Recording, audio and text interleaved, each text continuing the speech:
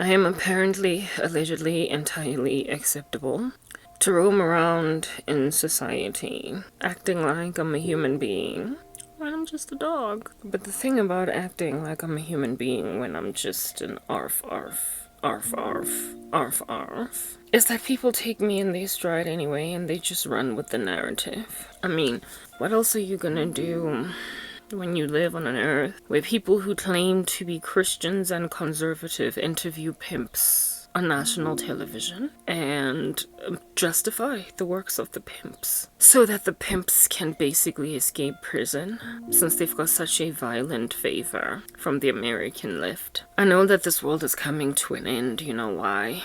Because Candace Owens and Tucker Carlson made a decision to interview Andrew Tate and make him look like a stellar citizen that the women he absolutely butchered into disgrace basically had it coming because they ought to have known that Andrew Tate was a bad boy. So since he's made some pretty shoddy lifestyle choices, these women, when they went on right ahead and followed him like a tail, had it coming because they were supposed to make their own decisions to not be prostitutes. Okay, very well. Candace Owens, I don't even know how under heaven you could shake the hand of Andrew Tate. Don't know why you did not feel as if though your hands were getting dirty, muddy, grubby, fuzzy, and unclean. I don't know why you did not feel like a stench was oozing off you after you spoke with him in that room, because whatever he has, people catch it like a flu. I don't know, Candace Owens, why as a woman you were not able to identify that you were interviewing a whole dog. But maybe it's because the dog looked exactly like I look with this filter. Cute, adorable, as if though it's okay for a human being to have fuzzy little doggy ears and a doggy nose. Yeah, so because Andrew Tate looks like this, because Andrew Tate looks like this kind of dog. Granted that he looks like this kind of dog, I guess you let him go. Tell me a little something something, Candace Owens. You know what? We'll talk with Tucker Carlson in a minute now. I've been quiet on this matter for a minute, but frankly I need to talk about it. Because women like me are suffering like no man's business because of men like Andrew Tate, who keep getting concessions, who keep being given concessions to thrive and walk around in society by people who are supposed to be in my camp. People that are supposed to be on my side. People that are supposed to think a little bit better are standing with little buffooneries of the nature of Andrew Tate. So, first we're going to talk to Candace Owens. Not that she will listen, but this is how I know the world is coming to an end, oh Candace Owens. Every woman that has been victimized by Andrew Tate that ends up grabbing a noose and committing suicide, you're gonna have to deal with the fact that you interviewed him and made all of America, half of America, change their minds about a man that they were not supposed to change their minds over. Yeah. I will tell you a little something, Candace Owens, and I will speak to you first and foremost, Mrs. Owens, because you're a woman. Tucker Carlson was ridiculous too, but no one is more ridiculous than you, Candace. That's what's good. Because you're a woman, and not just any woman, but a black woman. Being a black woman means that you belong to a demographic of females that are the most underrated and most mistreated in society. But you just so happen to be the exception to that norm. You escaped the typicality of the black grain, went on right ahead to marry a wonderful white man that has not experienced you to the typicalities of being lambasted by black men. So perhaps maybe you haven't dated an Andrew Tate. You haven't been with a black man that's just entirely ridiculous, since you have, I guess, had a preference most of your life for a certain kind of demographic of men. So your lack of experience in this regard then makes you ridiculous. Make no mistake, Candace Owens, I am a conservative, very largely. I'm Christian. So, I subscribe to your channel. Much of what it is that you do, you cover. I'm usually hooting for you. I follow you fast and furious before I would ever go and follow The View or any of the ridiculous people you call out in the left in America. I find the left in America quite menacing. I find them beastly. Frankly, they have no self-respect. I think they're dirty, just like the grime underneath my sneakers.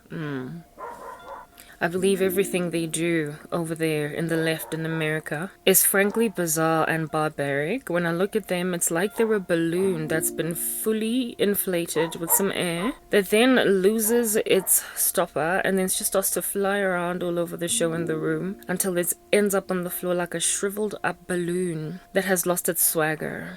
I used to, just like you, Candace Owens, be liberal in my viewpoint until I woke up and smelled the coffee. Believe you me, I was a Christian that was liberal. Don't even know what in the world that meant until I grew up and grew and realized that all of the liberal principles and virtues and values, basically. I like this dog that's barking outside, also looking like my face. They go against everything in the Bible.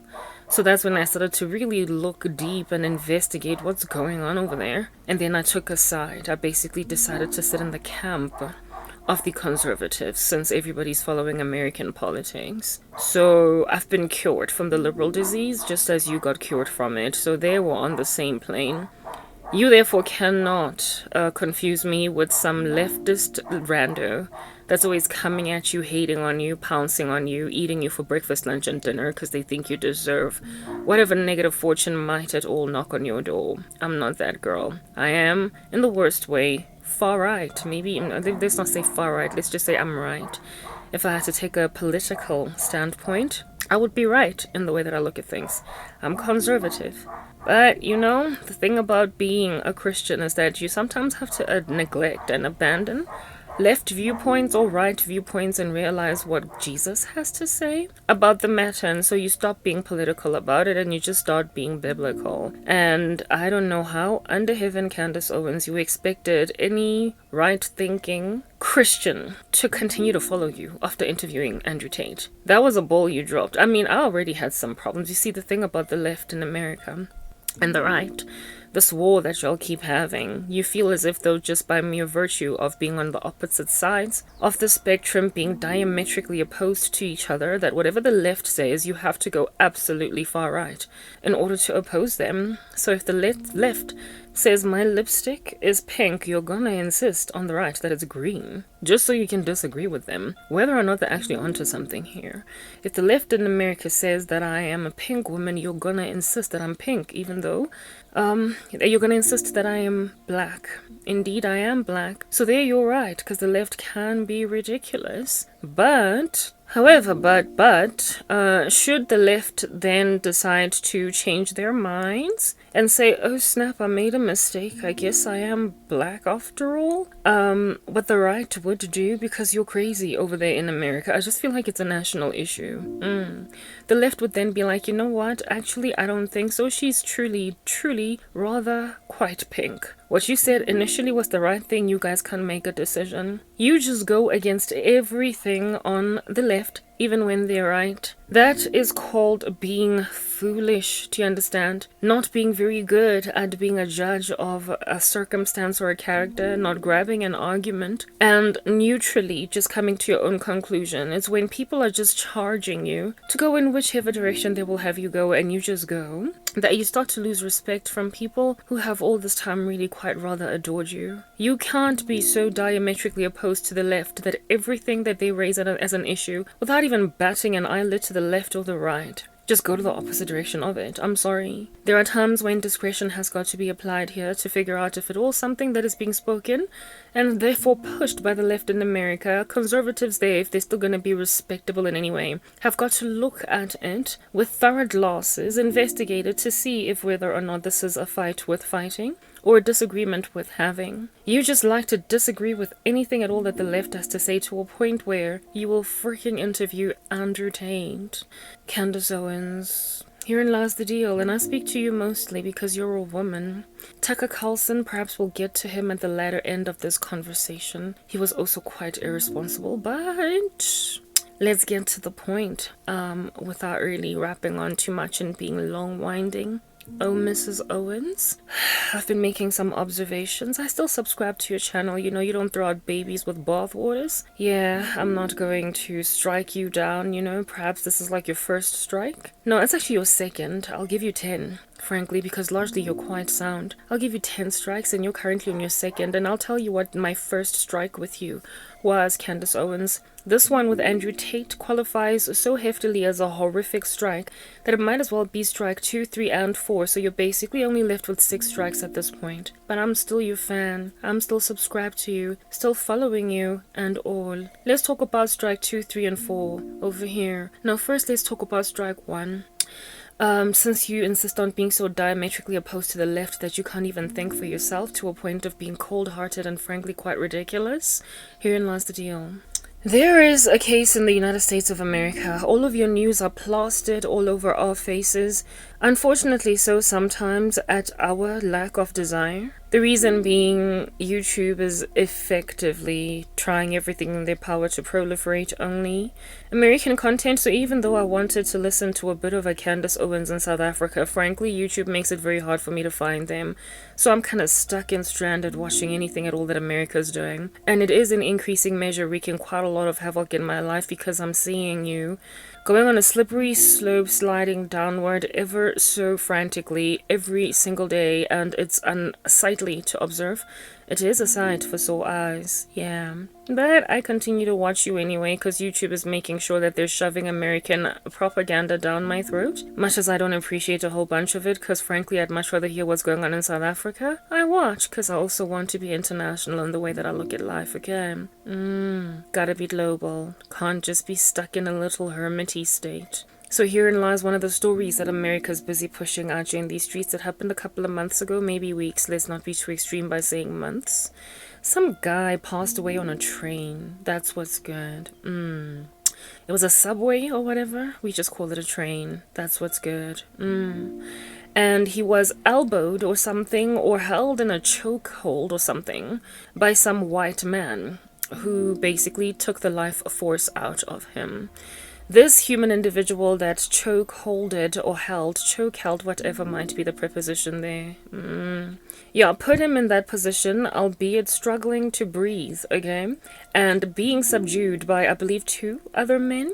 He started out, however, initially just flailing himself around in that subway, very uncomfortably so, causing a great deal of distress in everybody around, saying, I'm gonna kill some people, I'm gonna murder some folk, and I don't care what anybody's gonna say because my life sucks, I'm gonna kill some people. So based on what random utterance of rubbish that this random buffoon done spoke in front of everybody, a little brave good Samaritan rocked up from out of nowhere and basically put him in a chokehold. Yeah, this guy was then in this chokehold by, ultimately, I believe, 2 other chunky human males. Yeah, so, at this point, somebody could have grabbed a scarf. Somebody could have grabbed, I don't know, their phone charger. Somebody, like proper, all these men that had put this guy in a chokehold and also confirmed there was no weapon in this man's hand, no gun, no knife, nothing, just a bad attitude. They could have just held him hostage. They could have just held him hostage until the next train stop, while calling the popo to basically be there to arrest this guy as soon as the train makes a stop. He was already subdued by 2 other chunky males. You know, upper body strength and everything was in favor of them. This was just one meager guy, and frankly, everybody believed he was high on some supply of some junkie pimp drug dealer that looks like Andrew Tate. Yeah, so given that this guy was ultimately subdued, and he complained just like George Floyd and said, I can't breathe, please just let me like survive and wiggle my way out of this and live. I'll go to prison, whatever. I'll serve the rest of my life there and be crazy and schizophrenic in a jail cell. Yeah, but the white man that held him hostage in a chokehold basically decided to end his life. Yeah. While the other 2 white males just kind of, gazed upon this like life exiting this human being. Now, I am a Christian, Candace Owens, something that you claim to be, alright? And this is why I say you're not born again, you don't bear fruit. You're not really saved, because if you were, you wouldn't have done the commentary that you did, okay?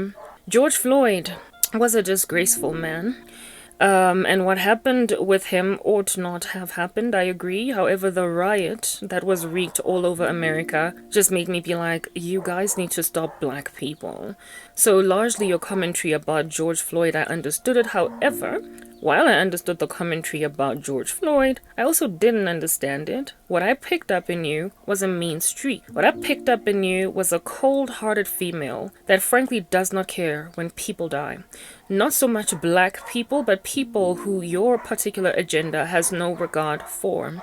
You cannot be so diametrically opposed to the left in America that you would care less about human life, George Floyd was a lost man that did not know Jesus Christ, and since you claim to be Christian, it ought to have been tragic in your heart for him to pass away. Instead, you raised some important issues I will highlight, but nonetheless with a very aloof disposition about the fact that a human being has actually left the earth. You cared very little. You did not have compassion. You had no heart for the death, the devastation of the loss of life in George Floyd. And that for me is, I guess, the difference between a conservative and a Christian. Yeah, the Lord does not delight in the death of him who dieth. Do you understand? He is slow to anger and abounding in steadfast love, not willing that anybody should perish, but that all should come to the knowledge of him. So when people die, it's a very sad thing, especially when they die lost. So George Floyd, that you stand very prolifically against on the rooftops, is now in hellfire, Candace Owens. Yeah. The dude begged for his life so that he could live another day to basically, I don't know, maybe give his life to Christ. But life was taken out of him, and you, with all of your right people, decided to go so diametrically opposed, so completely opposite to what the left was proliferating, that you forgot that you are a human being made in the image of God that ought care for your fellow man. So your lack of compassion for the death of George Floyd, I found it very distasteful. However, many of the points that you did highlight about him being this total criminal that had it coming, he'd already been a dude that the police were kind of aware of his random insanity all over the show. Those are things you ought to have highlighted indeed. But nothing ever justifies killing a person, especially not their track record or their rap sheet. Nothing justifies killing a person if at all that killing of that person is not in self-defense. If that human individual was not in any way about to cause any harm to the person that killed them, if they had no weapon, then that is frankly police brutality. That is frankly something that ought not have happened. So like I said, I think the left in America stinks. I feel as if though they're oozing a green gas that smells really very putrid. I have no respect for them at all. I do not like them even in the slightest. I frankly think they've got alopecia because they have no glory. That's what's good. However, I do agree with the fact that you don't just get to kill a person because you don't like what they've done 10 years ago. The whole principle or concept around the gospel is that the Lord forgives our sins past, present, and future, insofar as we will come to him in repentance. So God has a thing about wiping people's slates clean insofar as they will enter into rehabilitative activity. Now, I don't know what George Floyd was doing at the time of his perishing, but one thing I'm certain of is that at the time of that perishing, at the very moment of his perishing, y'all know he did not have a weapon, and that dude ought to have just been a little less intense on his neck. And so whatever prison term he is facing right now, he frankly has it coming. If, however, George Floyd were to wield a little bit of a sword and chop a head off or something, or at least attempt to chop a head off, if he pulled out a gun, then by all means, how about you step on his neck until he has no breath in his lungs? Because at this point, this guy's dangerous. But once it has become established that there is no danger, facing the popo in question, y'all know, on that day you're just a killer. It's that basic. So he's got a prison term coming.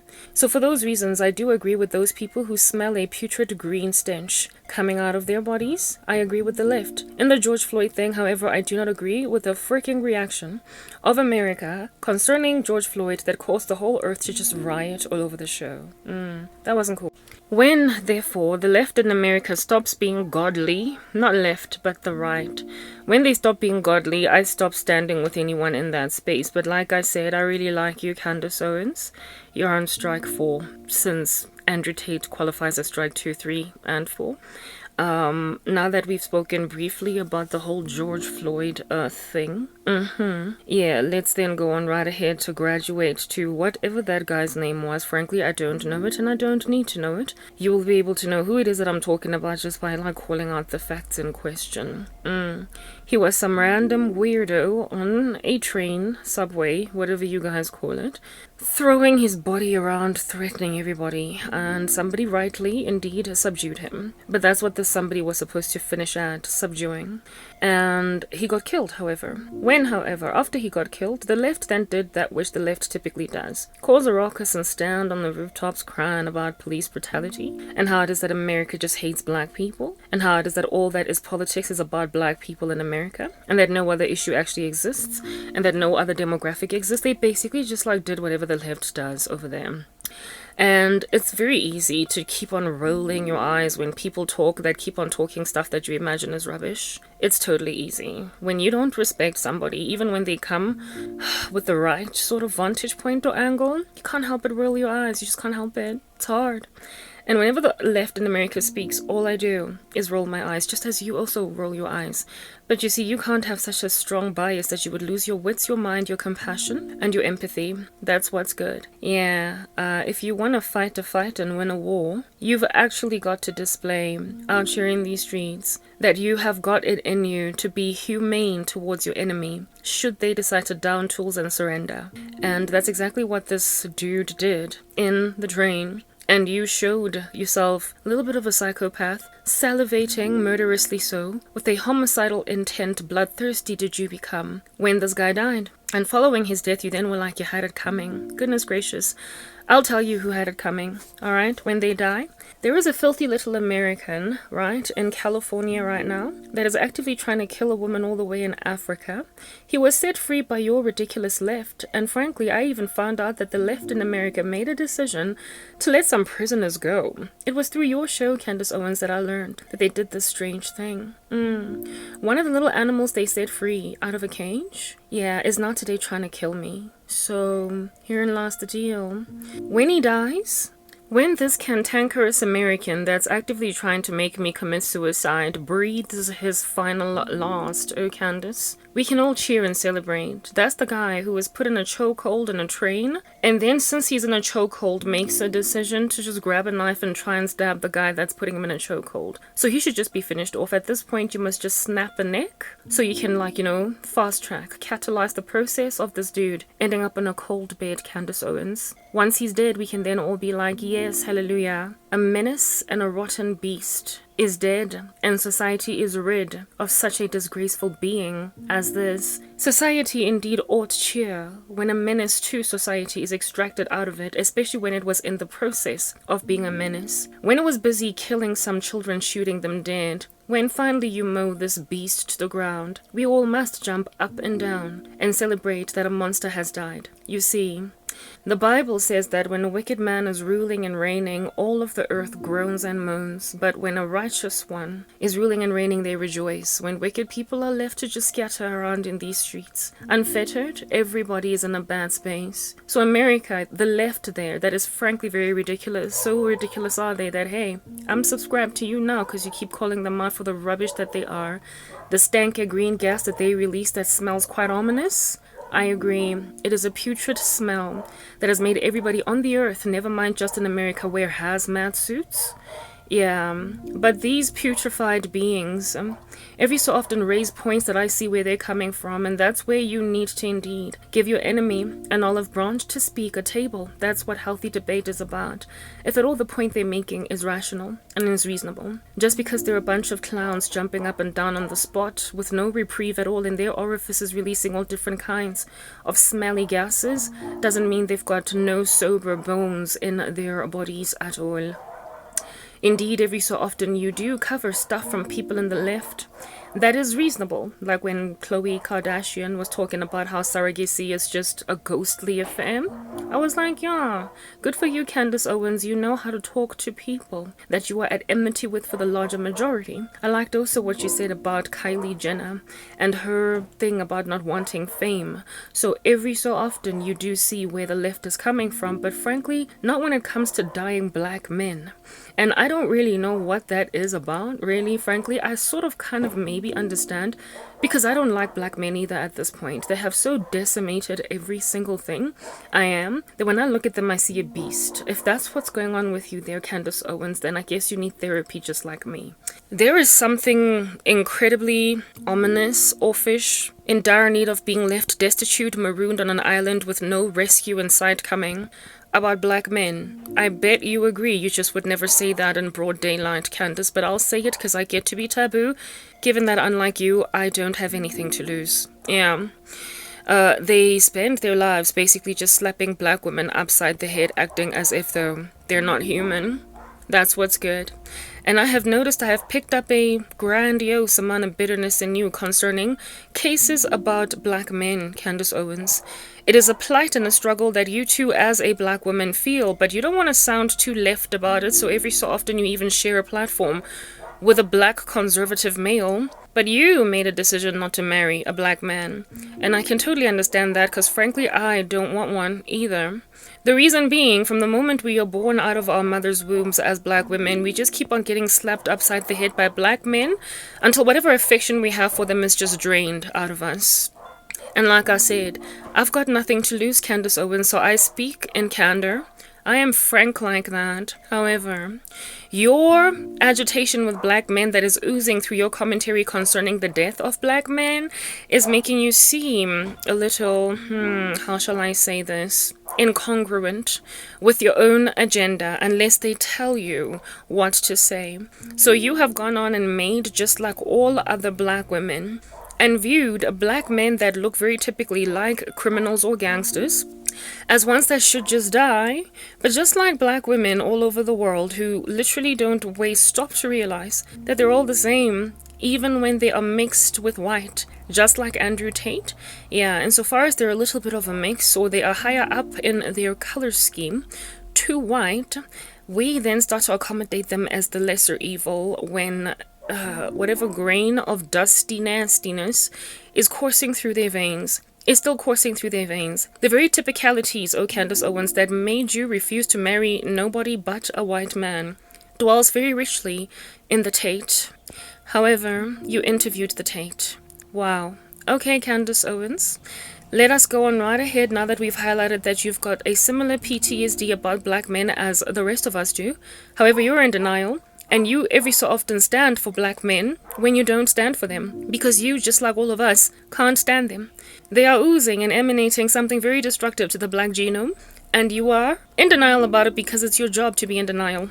But you have displayed a typicality by interviewing Andrew Tate in this regard. Oh Candace, oh Candace, oh Candace. It is almost as if though you can just tell, oh Candace, that even if you had given one a shot, they were ultimately going to flip on you. They were ultimately going to change on you. I remember you did one particular episode where you spoke about a Tyrone of sorts that you dated when you were in high school to prove to black people that you've dated black guys before. I remember thinking, you don't gotta prove to anybody that you've dated black guys before, because the abuse is real. The subterfuge is real. The persecution of black women by black men is real. The underestimation of our persons is real. The disregard for our intelligence and our opinions is real. The misogyny is rife, but the word misogyny is apparently a curse word in the right conservative batch of people. Whenever the left raises somebody as a misogynist, oh Candace, the right is like, no, you can't just blame all men for being misogynist. Not everybody is on Me Too. Not everybody has got a problem with some former rapist. Not everybody's dealing with, not everybody's dealing with. You go on right ahead to equate all of the laments and groans and complaints of women who are lamenting, groaning, and complaining against men to them being ransacked by feminism, which I will indeed in a 100% agreement take in my stride, has destroyed the feminism, the femaleness, the femininity of females. However, some of the groans and grunts and laments of these ravenously beastly females are coming from a place of accuracy. That's what's good. So you should not go and vilify the word misogynistic or misogyny purely because you are diametrically opposed to the left, so much so that the word misogyny now no longer resides in your vocabulary. If a man is a misogynist, Candace, he is a misogynist. Whether or not you don't like that kind of terminology as a right-wing human being. Bottom line is, if they're destructive, and they must be called out. So perhaps neutrality is what is needed out here in these streets. And what under heaven it is that Andrew Tate is a very yellow bone version of whatever under heaven made you finally marry a white man. Yes, the very thing that also makes me look at black men with a great deal of PTSD. Because I'm freaking out and scared out of my mind about accommodating one because they have this thing that they do, where they start out alright with you and they treat you well, and then 2 seconds into the equation, they rear their ugly heads. And they do some of the most abominable things to you, following which they then treat you like you ain't jack, and then they gaslight the crap out of you. They do this in a loop, in a cycle, until you walk out. They let you walk out. When then you're all recovered, they try to come back, and if you don't want to go back, they then harass you for rejecting them. That's just a life cycle of a black man right there. Very well. Now, being a more brown black woman than you are a fair yellow bone, you most definitely have had your fair share of underestimation by black men of your glory. They have likely treated you just as they have treated me, purely because of my skin tone. And even though you were beautiful, they just could not quite wrap their heads around the fact that you were slightly darker. This likely caused a bitterness in you against them, and so now you lack any compassion at all for what rubbish it is that they all can be. But Candace, oh Candace, you see, you claim to be a Christian, and when you come to Christ, you subdue and you beat the flesh to submission by the Holy Spirit, and you try very hard not to generalize, and you also go on right ahead to care about the souls of human beings. I would know how, frankly, homicidal I am in spirit over black men when they start to act a fool, when they start to do a typicality. It's like they have calloused me. They have laid brick upon brick upon brick on my heart and tried to squeeze it to a fine powder, or just a pulp, yes. And because of that, the smallest little infraction on their part now causes me to be extremely and incredibly cantankerous in my desire for their death. I literally long for the deaths of every black man that sweeps themselves into my life and then hurts me, because they have put me in a position to be so daggone sensitive to stimuli coming from them that's very incredibly typical, that I've now become somewhat homicidal. And that homicidalism inside me that causes the desire within for them to die from the smallest little infraction that they make against my life is exactly what is causing you to comment when a black man dies along the lines of, he had it coming, he was a criminal, he's just such a typical. But because you're chilling on the right of America, having your own little precious platform to speak, you can't be so brazenly and outwardly obviously hell hath no fury like a woman scorned. Oh, Candace Owens. But now you're out here interviewing Andrew Tate, and we're gonna call you out on that day, okay, Candace? I understand your anger. You have it, it's clear. But it's not as obvious as mine. Like I said, I have got absolutely nothing to lose. So I speak with a violence of candor. And this candor with which I speak makes it clear that every lost rando fool that comes into my life and does a strange thing, I want them dead.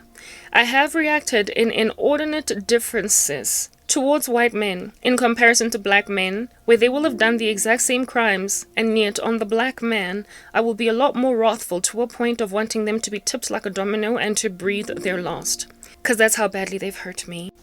I have also, Candace, oh Candace, observed the death of black men that have hurt me, and been like, whoops, I guess everybody dies. I've done it too.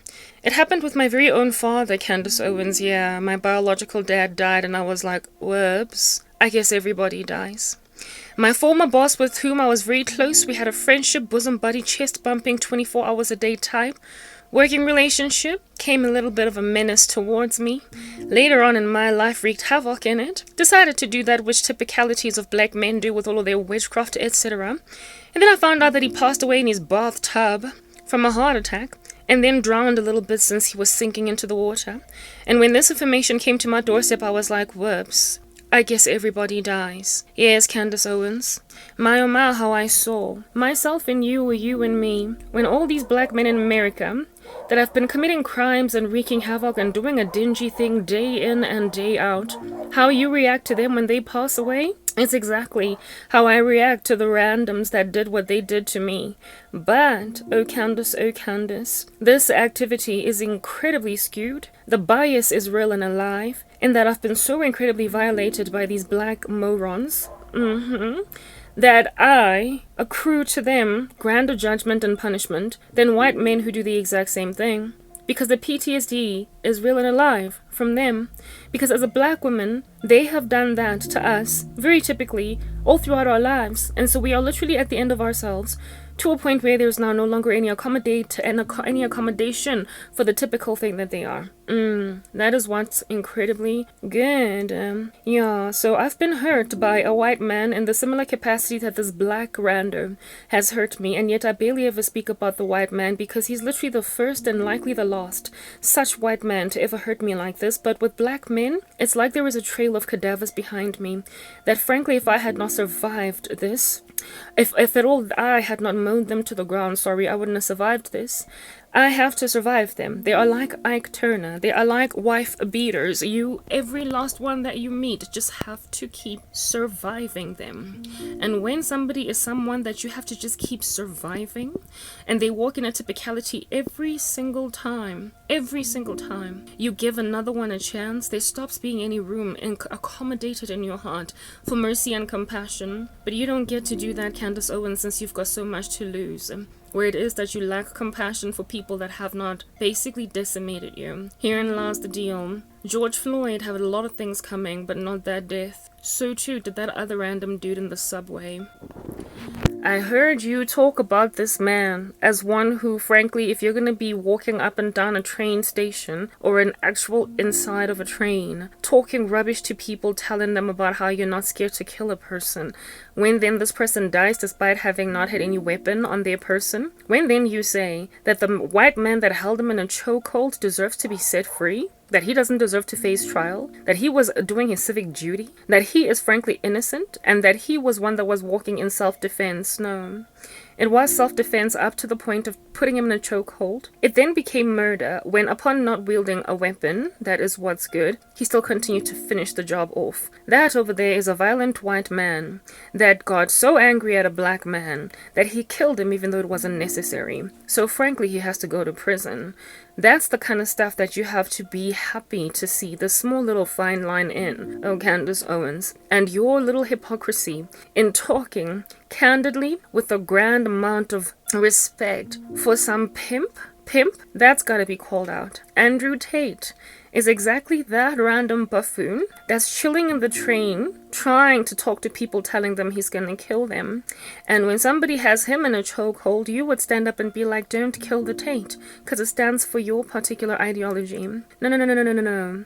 We're not doing this, Candace Owens. I don't know how under heaven you do not see the dude in the train in Andrew Tate. I don't see how you don't see George Floyd in Andrew Tate. I do not see how you do not see these typical violent black men doing typical violent black male things, talking typical rubbish to black females in Andrew Tate. I don't know how you did not see this enough for it to inspire so much PTSD in you that you would refuse to interview him, let alone let your garments be touched by the breath he breathes in the sky.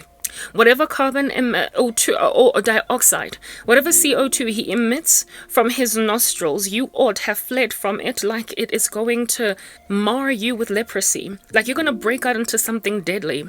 That's what's good. Because Andrew Tate is the very thing you hate. But strangely, you gave him a platform and even apologized to him and spoke to him like he was a human being only because he almost looks like your husband. Only because he almost looks like a white man.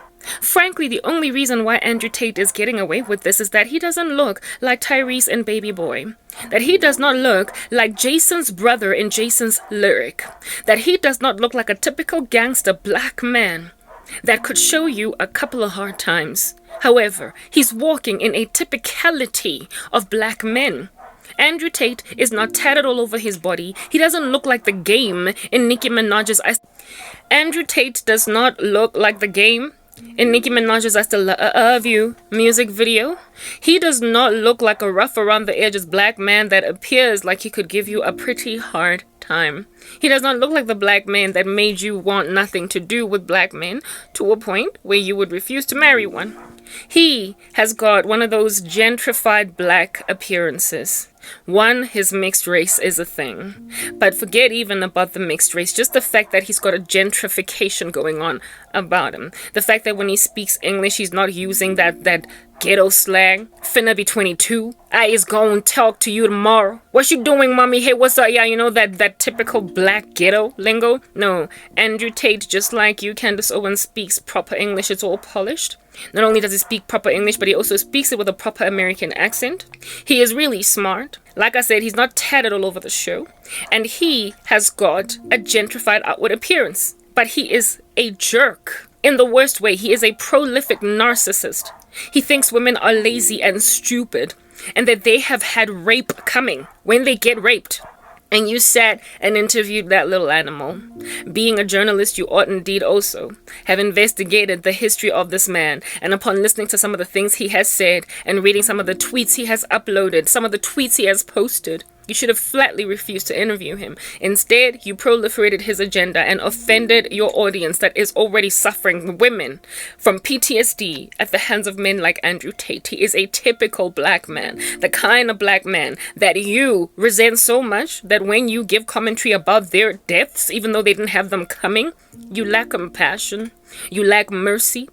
You have got that thing that I have in me, where you've been so broken, battered, defeated, and ransacked by black men that when they pass away, you're like, whoops, I guess everybody dies. Yeah.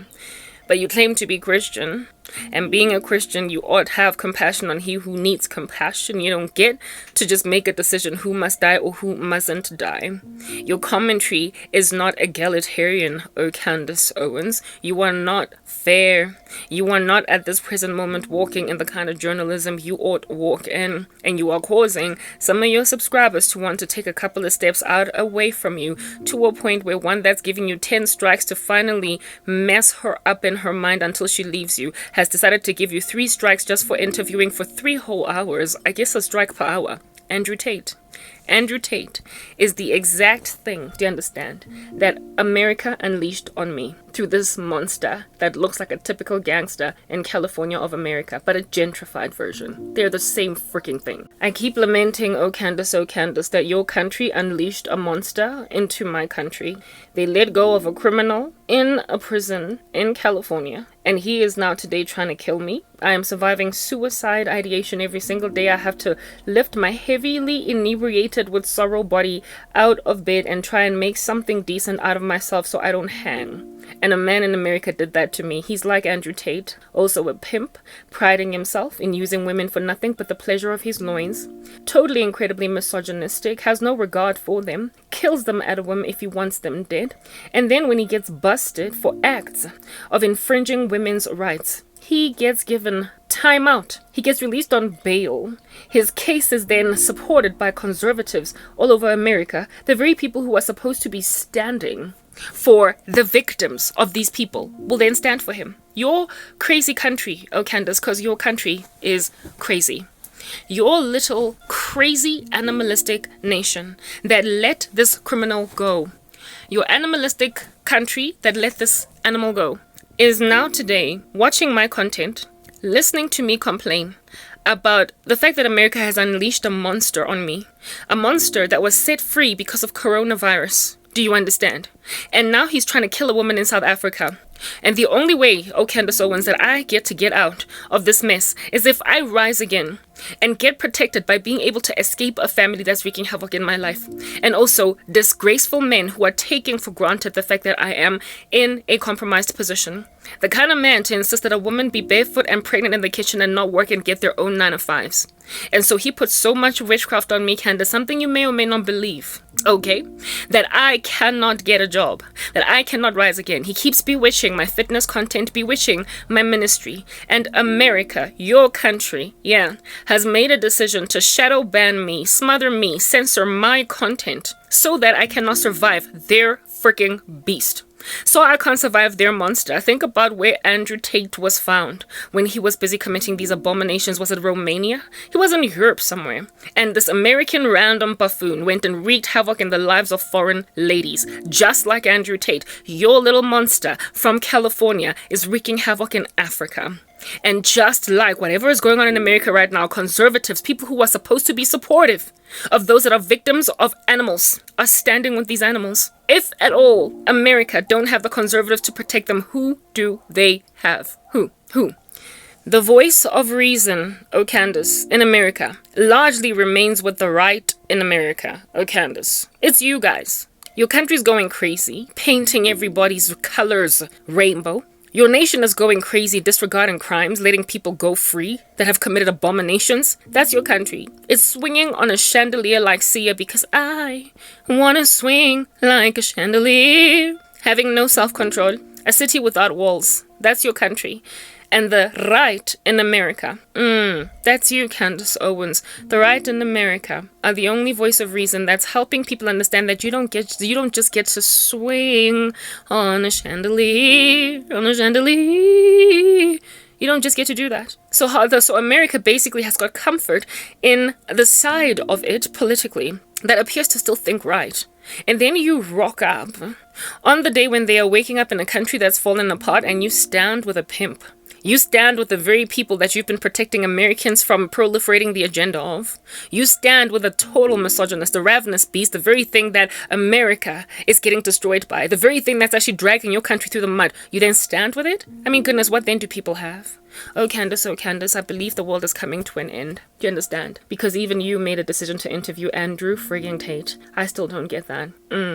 Andrew Tate is the exact same thing, just gentrified with a lot more money, as the menace that was set free from out of prison in California in 2020 on parole, having committed attempted murder, and now he is walking these streets and afflicting women in a foreign country because he thinks that they are prostitutes. No regard for women at all. Just a typicality. Andrew Tate did it in a gentrified, very expensive way. This little El Cheapo freak from America is doing it to a poverty-stricken woman, but their mindset is the exact same. So if at all you interview Andrew Tate, Candace Owens, when I am suffering at the hands of an Andrew Tate broken, battered, ghetto version, where do I have to find support? Your country is forcing your content down my throat. It's a pill that I don't want to swallow anymore because you are compromising with your Tucker Carlson. All of y'all on the right in America appear to be showing us that, frankly, you are also under some kind of strings as puppets. You are not in your own individual mindsets. You're getting taken by whatever the narrative will be proliferating at the expense of the hearts of people. We need justice. The world at large needs justice, and America, half of it, the conservatives, have got a responsibility to basically rescue America from shooting itself in the foot. Since, like I said, the left in America has a green stench oozing off it, frankly. Everybody must wear a hazmat suit in its presence, and you guys are the protectors of the country. And when you're falling apart, goodness gracious, aren't we all just falling apart? How are you going to stand for Andrew Tate? How? Walking around roaming these streets in a violent typicality, and can't nobody breathe because of it. I'm sorry. No, Candace Owens. We are no longer going to do this strange thing. I gave you 4 strikes, only because Andrew Tate on his own qualifies as 3. I have fear that just like an exponential decline, you might just reach strike 9 in about 3 months, in which case I will unsubscribe. You're not going to miss me if I unsubscribe, because you will still continue to influence Americans to trust in people they ought not trust in. But the thing that's eating you alive, that's gnawing away at your flesh and your bones, oh Candace, is the fact that just like me, even though you're standing in the right in America, apparently the voice of reason that is apparently neutral, you are also a battered woman by black men who have very typically hurt you in a very typical way, but you've got a bias. In the same way that I also had a bias, where I had a white man hurt me in a similar way to the stupid, Californian black man did, but my reaction was extreme to the black man's insanity in comparison to the white man. They both did the exact same thing to me, but I gave favor, and with bias, I did not even speak very much about the white man. The black man, however, he would not get the end of it, and the reason why that is the case is because they've been doing this to us from birth. I'm not trying to punt for the hatred of black men. I am just speaking facts about what under heaven it is that they are largely. They cause us trauma. They cause us a lot of trauma, and even when we want to give another one a chance, they keep on doing the exact same things. Whatever the root cause of that is irrelevant. But your interview of Andrew Tate just basically finished us off, because you have said that insofar as they can transfer their insanity to a white-looking black man, they can continue to do whatever they want to do, to a point where they get interviewed by Candace Owens and Tucker Carlson. Take your Andrew Tate or Candace Owens. I will still listen to your content because every so often I get refreshed. That's what's good. But next time I happen upon American content and find another conservative interviewing a charlatan and a bandit that is hurting the earth, I'm done. I've been praying for your country. I've been standing in the gap for your country because it still happens to be speaking sense in only one side of the country. But when the right in America is falling apart, there is no hope for Christians across the world. You are the alleged land of the free, proliferating the gospel, etc. When you're greedy and sick and crazy all over the show against the world, and you're starting to basically disagree with the left in America only because you're always disagreeing with them, even when they're right. I'm sorry. The left was right about that guy in the train that didn't have to die. They were right about the fact that George Floyd didn't have to die. And they're also right about the fact that Andrew Tate is a stench. He is the thing that makes America not so great again. He is the thing that women across the nation are reeling at. He is the disease. He is the disease in your country. The Bible says in the last days, people will call good evil and evil good. When people who generally call evil out for what it is, calling evil good, you know it's over. And Andrew Tate is an abomination and a menace that can't stand women, and that takes pride in the fact that he gets to destroy them while walking scot-free.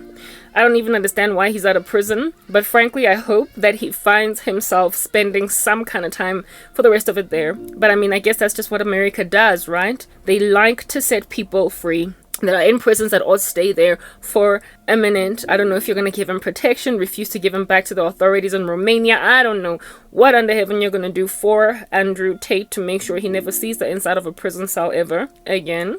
But whatever it is that you did for this dude in America, in California, wreaking havoc in my life right now, I can see as clear as day you doing it for Andrew Tate. And Andrew Tate walking these streets is just going to go and convert more females that are innocent daughters of moms and dads all over America into OnlyFans models, into prostitutes, into women that frankly have got no virtue, into women who frankly have got no dignity, because Andrew Tate identified them, saw that they're naive, impressionable, young, walk, like literally sit around in the periphery of Andrew Tate, like people who are women who are busy in a meth lab, mixing up some kind of narcotics, and so they don't even wear bras.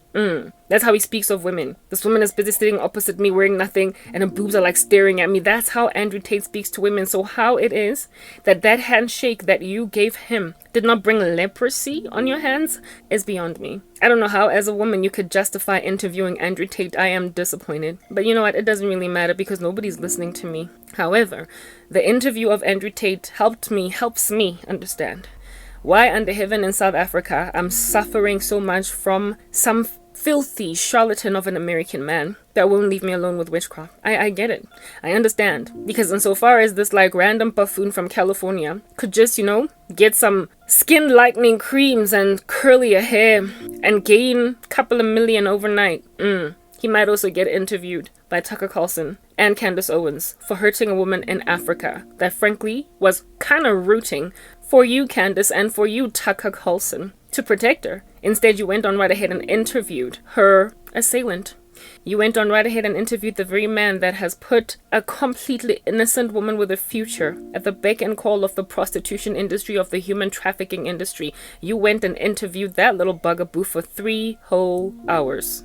It is that hypocrisy, oh candy, that is going to cost even you, your peace. Because you can't imagine that being a black woman married to a white man, you're safe from whatever black men are doing. You know what?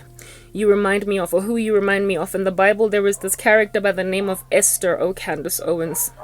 She's married to a Persian king, King Xerxes, as a Hebrew girl. During a time where the Hebrews were having quite a hard time, there was this guy that raised up by the name of Haman that couldn't stand the Jews, so he wanted to get them killed. Esther had a cousin by the name of Mordecai, and Mordecai was the mortal enemy of this guy Haman. And Haman tried to kill Mordecai a couple of times. Not only that, but he also got the king to send out a decree to the land to basically massacre the Jews. Mordecai then went to his cousin Esther and said, Esther, please help us. Your king's side piece over here wants to massacre the Jews. It's a horrible day for us all.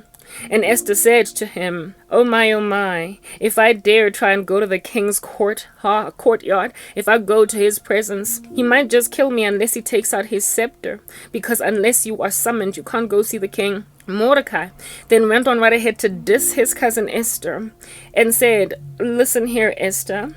Just because you are chilling out in the king's palace does not mean you're going to escape whatever judgment is about to come on the Jews. But you must also get this, that help for us is going to come from some other place if not from you. But who knows if you, for the life of you, have not been put in this palace for such a time as this. Esther then got over herself, realized that, oh my goodness, these are my people, fasted for 3 days, went then to see the king, and lo and behold, the king brought out the scepter, touched it, and Esther was spared, and so too were all the Jews in the land. Purim, that holiday, is based on that whole season that happened to the Jews some time ago. You remind me of Esther. You think that because you married a white man and you're chilling in white America as a black woman, an exception to the norm, you are conservative when all of them are liberal. When you are not experiencing the typicalities of black women's abuse at the hands of black men and just everything that comes at us, you're hanging out as Xerxes' wife, having escaped bullets that keep on massacring our skulls and cracking them, and you're sitting there imagining that you're gonna survive this when all of us are being knocked down like dominoes by filthy men who will not wake up and smell the coffee because they keep getting away with murder, and everybody's standing for what under heaven is the rubbish that they are.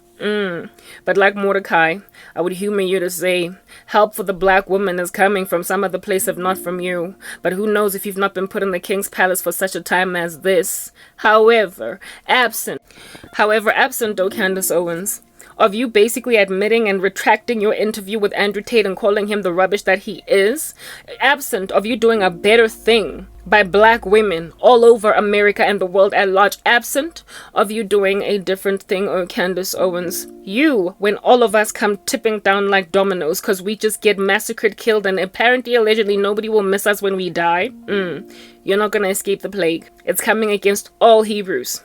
It's coming against all the Jews. And one day somebody's gonna find out that you was a Hebrew, just as Esther was a Hebrew that could pass for a Persian bride. So right now, you is out here passing for a gentrified black person in America that does not suffer from the ills of black people across the world.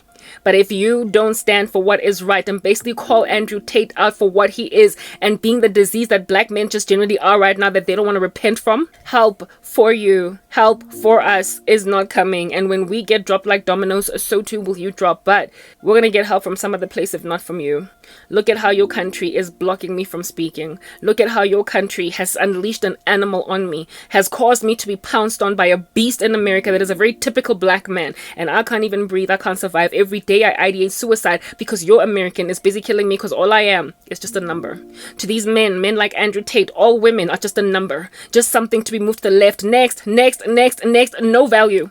But you interviewed one. And you think, as a black woman, that Andrew Tate would spare you should you find yourself in a compromised position? You seriously think because you interviewed him one time that he would spare you? When you're in a compromised position, should you lose all your money, you think Andrew Tate is gonna respect you? You're a woman. He thinks you're lazy. He thinks you're worthless. He thinks all you are good for is sex. He has said that multiple times already, over and over and over again, and you went and you interviewed him. You seriously think that if anything were to happen to your family and you were to lose all things, that Andrew would still respect you? Oh, please. Just as all other women are a bargaining tool for him, you're just a bargain. You're just a woman that interviewed the bane of women's existence, and absent of you repenting, you're gonna lose support from especially black women that stood for you. Ride or die to a point of literally giving you 10 strikes instead of 3. Because all along you've more or less sort of kind of gotten the point. So, I mean, if people like Candace Owens fall apart, what is left for Karabo? Your little beast that is Andrew Tate in the form of a typical ghetto black man in America is killing a woman in South Africa.